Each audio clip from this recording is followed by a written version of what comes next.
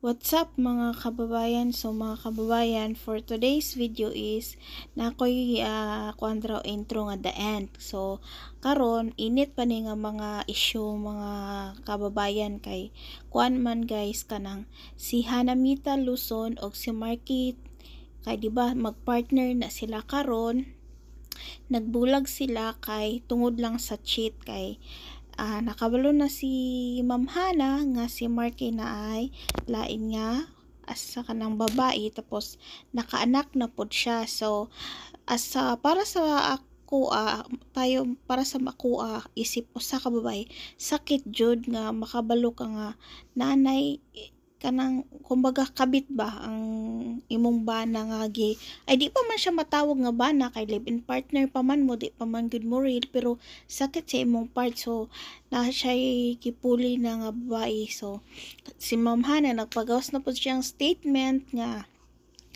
ingana lagi daw nasakitan gyud siya. So si Marky pod nabasa na ko ganina nagpagawas na pod siya sa iyang statement. So di ba guys, maestra giilisdan unsa pa kaha akong ikaw labandera lang manggunahay.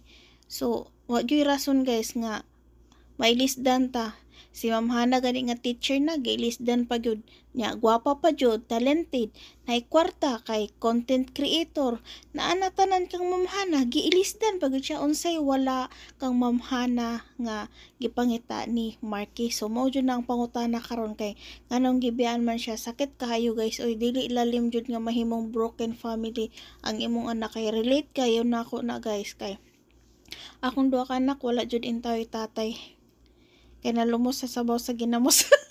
Bitaw tinuod bitaw oy, wala ko nag-joke. So break na sila guys. So Ma'am Hana move on na lang, be strong kay para sa imong anak nga si Troy. Moro jud na nga mong magtambag sa imo ma'am, be strong na apay hatag si nagigahin si Lord nga para sa imuha gyud nga karapat dapat gyud sa imuha. Ayaw gilaki na si Marky ma'am oy, pero sakit man, sige pagawas lang pero move on ma'am kay nagitagana si Lord para sa imo. So kana lang guys, thank you for watching, paki-subscribe sa aking channel. Shout out Team Kalingap. Thank